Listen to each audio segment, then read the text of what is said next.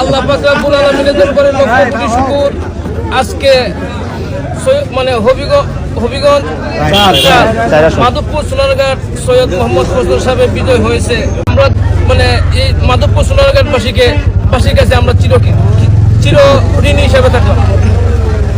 আর আমাদের বিপরীত যিনি ছিলেন উনি আমাদেরই ভাই গিয়াসউদ্দিন আত্মাহিরি সাহেব।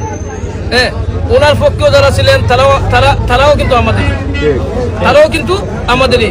আমরা বিজয় হয়েছি, তাদেরকে আমরা কোনো সময় যাতে কটূক্তি হলে কোনো কথাবার্তা না বলি।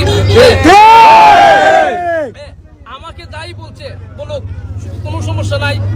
আমি মানে অন্তর থেকে নিজ ইচ্ছায় আমি সবগুলো ক্ষমা করে দিছি।